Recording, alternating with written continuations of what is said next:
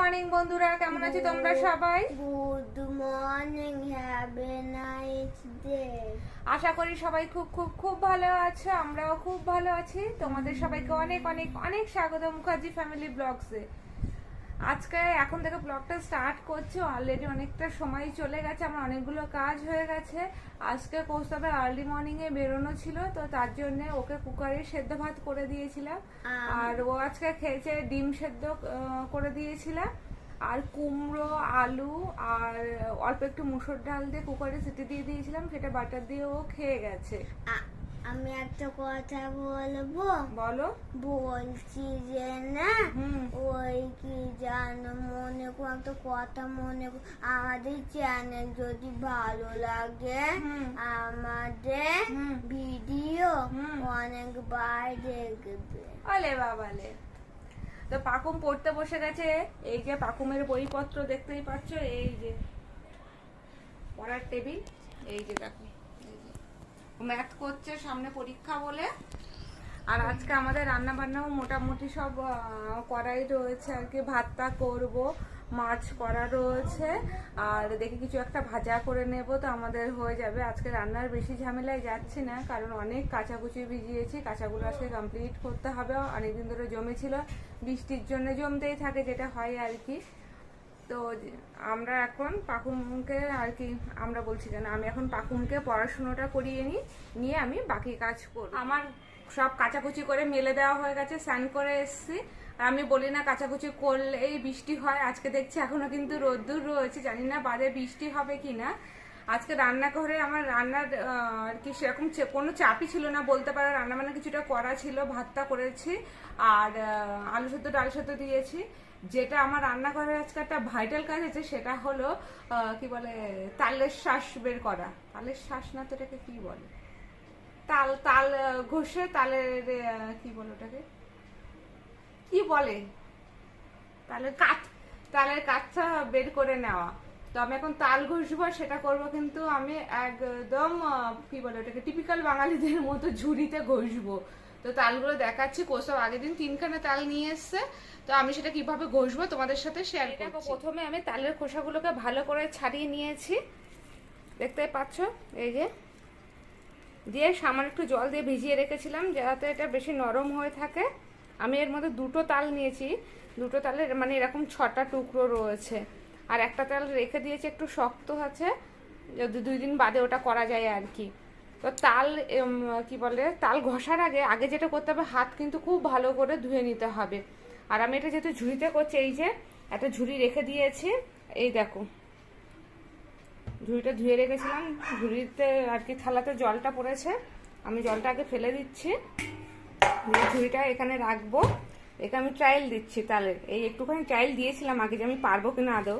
তারপরে কিন্তু এই যে এইভাবে ঘষে ঘষে তালের যে কাঠটা আছে সেটা বের করব।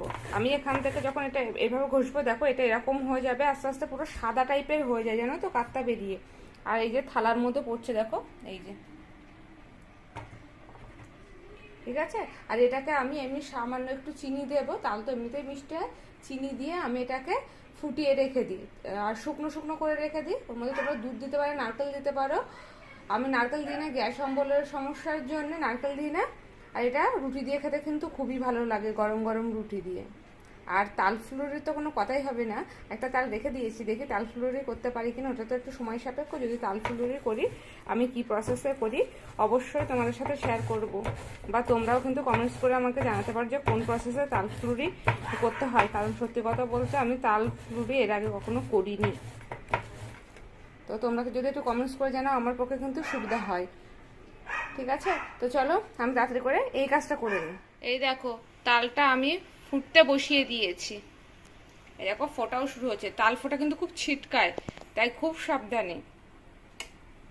এই যে একটু নেড়ে দিচ্ছি, এই কালারটা আমার খুব ভালো লাগে,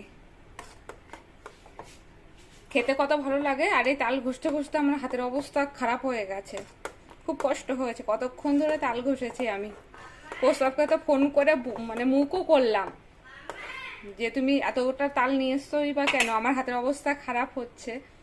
আবার যার থেকে তাল নিয়ে এসে তাকে বলে এসে তাল ক্ষীর খাওয়াবে। তো আমি আজকে এটা চিনি দিয়ে ফুটিয়ে রাখছি, ও পরের দিন যখন বেরোবে আমি বলেছি সে ভদ্রলোকের জন্য তুলে দেবো একটা বাটিতে, তুমি গিয়ে তাকে দিয়ে দিও। তা বললো ঠিক আছে। এর মধ্যে দুধ আর নারকেল দিলে কিন্তু খুব ভালো টেস্ট হয়।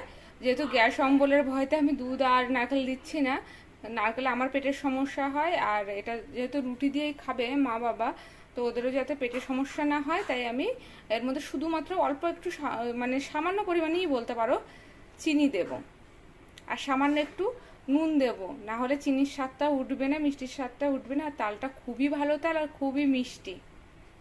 তো আমি এটাকে এবার ফুটিয়ে ফুটিয়ে শুকনো করে নেব। স্নান করে খেতে বসেছে, ওর ভাত এই যে সেদ্ধ দিয়ে সব ভাত মাখা রয়েছে, এখন ভাত খাচ্ছে।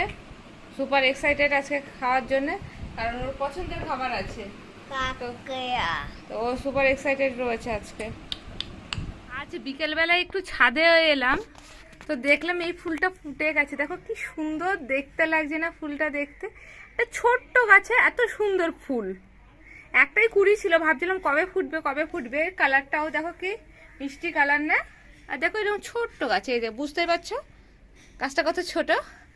তো ভাবলাম এই ফুলটাও তোমাদের সাথে শেয়ার করি, এটা খুব সুন্দর। আর একটা জিনিস আমাদেরকে শেয়ার করি, একটা লঙ্কা গাছে দেখো লঙ্কা হয়েছে, এই দেখো একটা লাল লঙ্কা হয়েছে, একটা কাঁচা লঙ্কা, আর দেখো ওই যে কি বলে এটাকে ফুল, কত ফুল হয়েছে।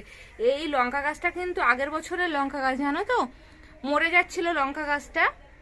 কোথাও একবার বললো এটা তুলে ফেলে, আমি বলে না থাক, আবার বৃষ্টির জলে পাতা গজালো, আবার বেঁচে গেল, আবার লঙ্কাও হয়েছে। দেখো আর একটা জিনিস শেয়ার করছে, এই দেখো এগুলো জানো কি গাছের, সরি কি গাছের চারা, এটা চারা গাছ।